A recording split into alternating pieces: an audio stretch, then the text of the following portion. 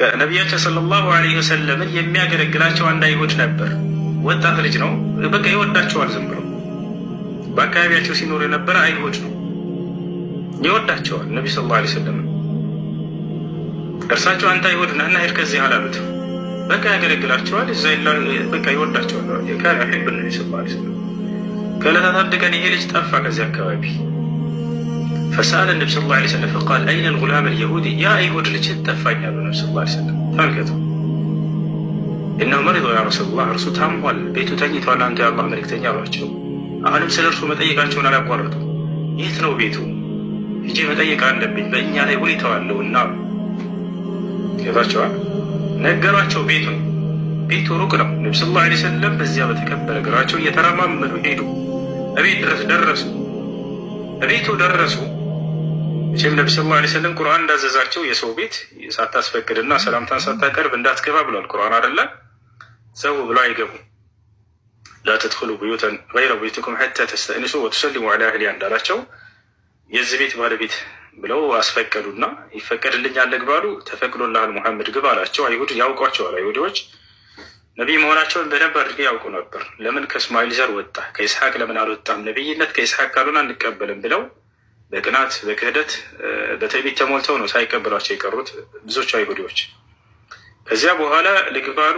ግባ ይፈቀድልሃል። ገቡ። ነቢ ሰለላሁ ዐለይሂ ወሰለም ፈጀለሰ ዒንደ ረእስ ልጉላም አልየሁዲ፣ ከዚህ ከአይሁድ ልጅ ራስ ስር ሄደው ቁጭ አሉ። አጽናኑት። ይሄን አይሁድ ነቢይ እንደመሆናቸው መጠን ሰውን ወደ ኢስላም እንዲጣሩ ተልከዋልና ወዲያው ይሄ ልጅ ወደ እስልምና ጥሪ ያደረጉለት። ያ ጉላም ቁል ላኢላሃ ኢለላህ አሉት። አንተ ልጅ ሆይ ላኢላሃ ኢለላህ በል፣ ከአንድ አላህ በስተቀር በእውነት የሚመለክ አምላክ የለም ብሻዳ ያዝ አሉት። ፈነዘረ ልጉላም ኢላ አቢህ ልየሁዲ፣ ይህ ልጅ ወደ አይሁዲው አባቱ ተመለከተ ፈርቶ። መስለም ፈልጓል። በጣም ታሟል ልጁ።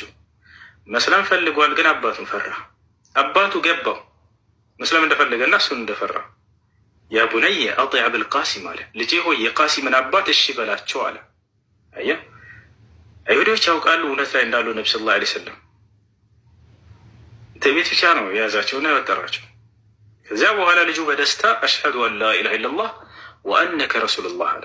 እነሆ ከአንድ አላህ በስተቀር በእውነት የሚመለክ አምላክ የለም፣ እንዲሁም እርሶ ሙሐመድ የአላህ መልእክተኛና ነቢይ ናቸው ብዬ መሰክራለሁኝ አለ። ይህን ቃል እንደተናገረ ይሄ ልጅ ወዲያው ሞተ ይላል ሐዲሱ ላይ። ፈማተ ልጉላም ይላል፣ ወዲያው ሞተ። ነቢ ሰለላሁ ዐለይሂ ወሰለም በደስታና በሀዘን ወጡ። ግማሽ ደስታ ግማሽ ሀዘን። ደስታቸው ልጁ ከመሞቱ በፊት እስልምናን በመቀበሉ፣ ሀዘናቸው ልጁ በመሞቱ ምክንያት እንዲህ እያሉ ወጡ። ፈኸረጀ ነቢ ሰለላሁ ዐለይሂ ወሰለም ሚን ልበይት ወሁወ የቁል አልሐምዱሊላህ አለዚ አንቀዘሁ ሚን ናር፣ ይህን ልጅ ከጀሃነም እሳት ያዳነ አምላክ አላህ ምስጋና ይገባው እያሉ ወጡ። እና ምን ልላቸው ነው? ነቢ ሰለላሁ ዐለይሂ ወሰለም ሰዎችን ያኔ በዘራቸው፣ በቀለማቸው፣ በሃይማኖታቸው በምን አይለዩም ነበር። ሲታመሙ ሂደው ይጠይቃሉ። ዛሬ እንደሚሏቸው አይደለም። አይሁድን ግደል፣ ክርስቲያንን ግደል፣ ገነት ትገባለህ ብለዋል። ወላሂ አላሉም። የአይሁድን እየታመመ ይጠይቁ ነበር። እየታመመን አይሁድ እየሄዱ ይጠይቁ ነበር። ይሄ ብቻ አይደለም። የመጨረሻ ልንገራቸውና ትቀጥላላቸው።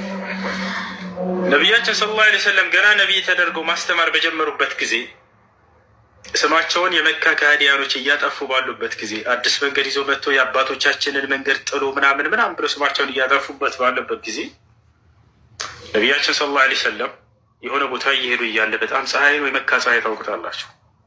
አንዲት አሮጊት ሴት መንገድ ላይ ያገኙ እንዳጋጣሚ። ይህች አሮጊት ሴት አንተ ልጅ ና እስኪ አንዴችን እንጨት አሸክመኝ አለቻቸው። አታውቃቸውም። ገብቷቸዋል። እቺን እንጨት አንድ አሸክመኝ አለቻቸው። የሆነ እንጨት ካጠገቡ አስቀምጣለች። ነቢ ሰለላሁ ዐለይሂ ወሰለም አነሱላትና ተሸከሙላት። አሸክመኝ እኮ ነው ያልኩህ አለቻቸው። አይ እኔ እሸከምልሻለሁ፣ ቤትሽን አሳይኝ አሏት። አሮጊት ነች። ወደ ቤት ወሰደቻቸው። በጣም ረጅም መንገድ ነው ይላል። ሄዱ። ነቢ ሰለላሁ ዐለይሂ ወሰለም ተሸክመው እዚህ ጋር ነው ቤት ያለች። ነቢ ሰለላሁ ዐለይሂ ወሰለም አስቀመጡላት። እንዳው ልጄ የምከፍልህ ነገር የለኝም አለችው። የምከስብህም ገንዘብ የለኝም፣ ነገር ግን አንድ ምክር ልስጥህ።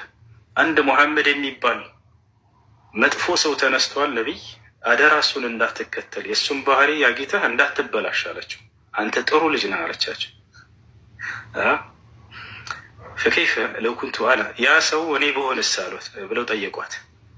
አንተ ከሆንክማ በአንተ ላይ እየዋሹና እየቀጠፉ እንጂ እንዳንተ አይነት ደግና መልካም ሰው የለም አለች።